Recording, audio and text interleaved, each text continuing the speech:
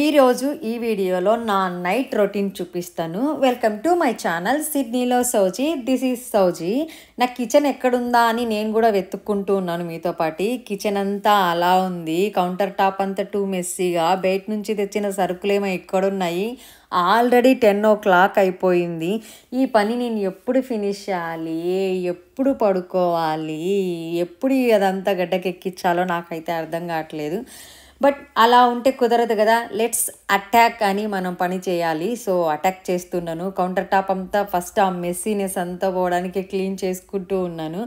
ఆ గిన్నెలన్నీ సింక్లో పడేసి క్లాత్ తీసుకొని కౌంటర్ టాప్ అంతా క్లీన్ చేసుకున్న తర్వాత నాకు చేసిన చపాతీ ఇవి పాన్స్ అన్నీ ఎక్కడక్కడ సర్దేసుకుంటూ ఉన్నాను. మా ఆయన హెల్ప్ చేయడమేమో కానీ చేయకుండా ఉంటే బాగుండు, ఇంత మెస్ అవ్వదు అనుకునే క్షణాలు చాలా ఎక్కువ ఉంటాయి. నాకు ఎప్పుడైనా బాగలేక మా ఆయనకి ఏదైనా పని చెప్తే నాకు త్రిబుల్ వర్క్ అవుతుంది తప్పితే లెస్ వర్క్ అవ్వదు. ఏం చేస్తాం, మీ ఇంట్లో కూడా ఇంతేనా? ఇలా ఉంటే కమెంట్ చేయండి. సో అదంతా అయిపోయిన తర్వాత నేను గ్యాస్ స్టవ్ని క్లీన్ చేసుకుంటూ ఉన్నాను. ఎవ్రీ డే నేను గ్యాస్ స్టవ్ని ఖచ్చితంగా క్లీన్ చేసుకుంటాను. ఇక్కడ సిల్వర్ వ్రాప్ వేసుకొని వారానికి ఒకసారి కానీ 10 daysకి ఒకసారి కానీ డీప్ క్లీన్ చేసుకుంటారు. బట్ నాకైతే ఇంకా అలవాటు అవ్వలేదు. యాజ్ యూజువల్ నార్మల్గానే ఇండియాలో ఎలా చేస్తానో అలా అయితే చేసుకుంటూ ఉన్నాను. ఎవ్రీడే నాకు సింక్ తర్వాత స్టవ్ క్లీన్గా ఉంటేనే మార్నింగ్ లేసేటప్పటికి ఫ్రెష్గా అనిపిస్తుంది. నా పని నేను నీట్గా స్టార్ట్ చేసుకోగలను, ఏ కన్ఫ్యూజన్ లేకుండా అందరికీ బాక్సులు చేయగలను టైం టు టైము. అందుకనే నేను ఇది ఎంత నైట్ అయినా ఎంత లేట్ అయినా కంపల్సరీగా ఇది అయితే క్లీన్గా నీట్గా పెట్టుకోవడానికి ట్రై చేస్తాను, మోస్ట్లీ చేస్తాను.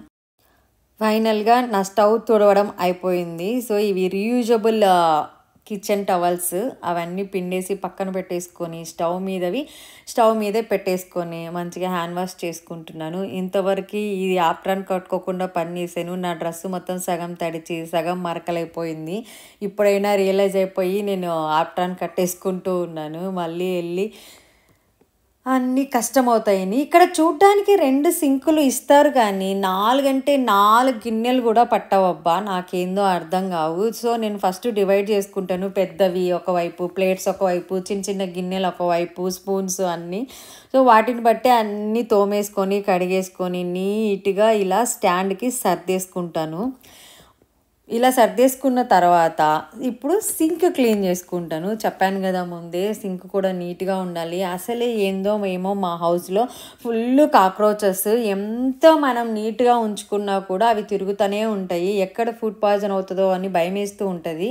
ఈలోపు నాకు తెల్లవారికి పెరుగు లేదు అని చూసుకున్నాను. సో పెరుగు కోసం పాలు పెట్టేసుకొని పాలు కాగేలోపు నేను ఇక్కడ ఫిష్ని మ్యారినేట్ చేస్తున్నాను. సో స్పైసెస్ అన్నీ మిక్స్ చేసుకొని చేపలకి పట్టిస్తూ ఉన్నాను.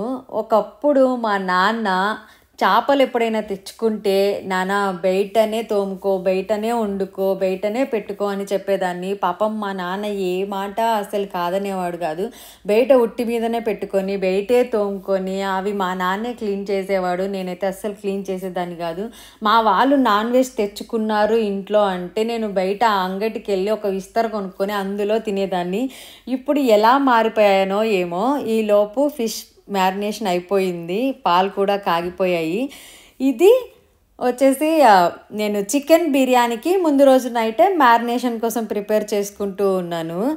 ఇక్కడ పుదీనా ఇది మా తోటలో పండిందే. ఆ రోజు నైట్ ఫుల్ వర్షము, దానికి మట్టంతా పట్టేసింది. వాటిని కడిగి కట్ చేసి చికెన్లో వేసుకుంటున్నాను. ఇక్కడ చికెన్ని ముందుగానే సోక్ చేసుకోవాలి. ఇది ఫ్రోజన్, ఖచ్చితంగా మస్ట్ అండ్ షుడ్గా మనము నీట్గా వాష్ చేసుకొని పెట్టేసుకోవాలి.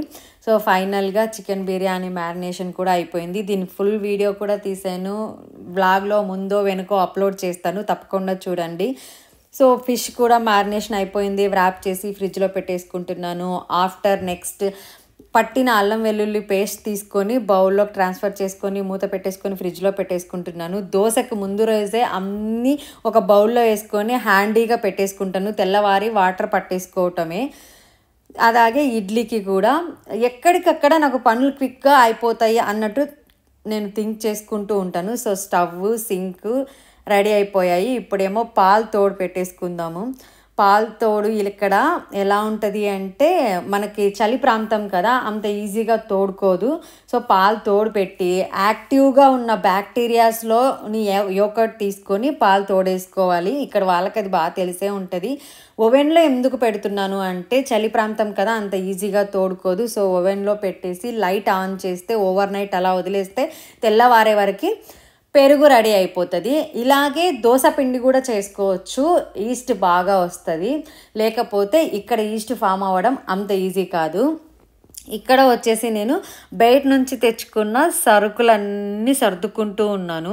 నవ్వే డేస్ సిడ్నీలో ఎంత కాస్ట్ ఆఫ్ లివింగ్ పెరిగిపోయింది అంటే నేను వచ్చినప్పటికీ ఇప్పటికీ 2 ఇయర్స్లోనే చాలా అంటే చాలా ఇంక్రీజ్ అయింది.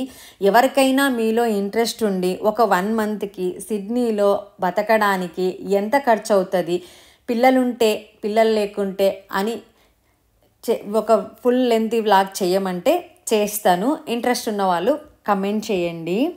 సో నేను ప్రతిదీ కూడా చాలా నీట్గా ఆర్గనైజ్ చేసేసుకుంటూ ఉంటానన్నమాట. తెచ్చుకున్నవన్నీ మోస్ట్లీ యూజ్ చేసుకోవాలి, నేను ఇవేవి వేస్ట్ కాకుండా ఉండాలి అన్న తీరులోనే ఆలోచిస్తూ ఉంటాను. అలాగే నేను సర్దుకుంటూ ఉంటాను. ప్రతిదీ కూడా నాకు ఎంత పడింది, ఎంత కాస్ట్ అయ్యింది, ఏ బిల్ అయింది, నేను తీసుకున్న బిల్లులకి నాకు వచ్చిన గ్రాసరీస్ అన్నీ కరెక్ట్గా ఉన్నాయా లేవా అది కూడా చెక్ చేసుకుంటాను. చూడండి ఇంత పెద్ద బిల్ అయింది. నేను బిల్ మొత్తం కూడా చదువుకుంటూ ఉన్నాను ఇక్కడ ఏమేమి ఉన్నాయి, ఏమేమి వచ్చాయని. నేను మీకు కనిపిస్తున్న ఈ కొన్ని గ్రాసరీస్కే $200 to $300 అయ్యింది. నాకు ఎంత షాకింగ్ అనిపిస్తుంది అంటే అంత ఈజీ కాదు. ఇది కూడా నాకు 1 వీకే సర్వైవ్ అవుతాను. ఇంకా అంతకు మించి సర్వైవ్ అవ్వడం అనేది చాలా కష్టం. మోస్ట్లీ నేను గ్రాసరీస్ కానీ లేకపోతే హోమ్ నీడెడ్ థింగ్స్ కానీ ఎవ్రీ వీక్ బై చేస్తాను. వీక్ బై వీక్ కూడా చెయ్యను, ఎందుకో అలానే సరిపోతాయి నాకు. అదే నేను ఇండియాలో హైదరాబాద్లో ఉన్నప్పుడు మంత్కి ఒక్కసారే చేసేదాన్ని. పాలు అవన్నీ మనకి ఇంటికి వస్తాయి కాబట్టి ఎవ్రీ టైము మనం వెళ్ళాల్సిన అవసరం ఉండదు. కానీ ఇక్కడ ప్రతిదీ అప్పుడే చేసేసుకోవాలి. సో ఇంకా అన్నీ సర్దేసుకొని ఫ్రిడ్జ్లో స్నాక్స్లో సరుకులు అన్నీ సర్దేసుకున్నాను. ఫైనల్గా ఇల్లు క్లీన్ చేసుకుంటూ ఉన్నాను. అర్ధరాత్రి ఇల్లు నూకేదాన్ని నన్నే చూస్తూ ఉంటారు. ఏం చేద్దాం, తప్పదు. ఇంకా ఇప్పుడు నీట్గా ఉంచుకుంటేనే నేను మార్నింగ్ ఫ్రెష్గా స్టార్ట్ చేయగలుగుతాను కదా. తక్కువ పని అవుతుంది. బాక్సులు నాకు తొందరగా మచ్ పాసిబుల్ అవుతాయి. సో చెత్తంతా ఊడ్చేసి వాటిని అంతా క్లీన్గా ఎత్తేసుకొని బయట పడేసుకోవాలి. ఇప్పుడు తీసిన చెత్తని నాన్ వెజ్ని బయట పిట్టలు తినేస్తాయి. సో దాన్ని బయట ఇప్పుడే ఇమీడియట్గా పడేద్దామని వెళ్తున్నాను. చూడండి బయట ఎంత డార్క్గా ఉందో. ఏమైనా కనిపిస్తుందా? ఏం కనిపిస్తలేవు. ఏ దయ్యాలో భూతాలో తిరిగేటప్పుడు నేను పని చేసుకుంటూ ఉంటాను. అంతా అయిపోయింది కదా, ఇప్పుడేంటి ఐప్యాడ్ పెట్టుకొని సోదేసుకుంటా ఉంది, వెళ్ళి పడుకోవచ్చు కదా, ఇప్పటికే చాలా టైం అయిపోయి ఉంటుంది కదా అని అనుకోవచ్చు. ఇవాళ నేను వీడియోస్ అప్లోడ్ చేయలేదు. సో కూర్చొని వీడియోస్ అప్లోడ్ చేసుకుంటూ ఉన్నాను. నేను ఈ వీడియోస్ అన్నీ అప్లోడ్ చేసి పడుకునే వరకు దాదాపు 11:40 అయ్యింది. నేను మొత్తం పడుకునే వరకు. తెల్లవారి మా వారికి చెప్తే ఏం చేసి అంటావు, నువ్వు సెల్లు పిసుక్కుంటావు అని ఉంటావు, నీ మొహం ఏమన్నా పని చేసుకుని ఉంటావా అని చెప్తున్నారు. సో అట్లుంటుంది మా ఆయనతోటి, ఏం చేయలేము, గుర్తింపు లేదు. చూడండి 11:40 అయింది. That's about today's video. ఈ వీడియో పైన మీ అభిప్రాయాన్ని కమెంట్ చేయండి, లైక్ చేయండి, సబ్స్క్రైబ్ చేయండి, షేర్ చేయండి.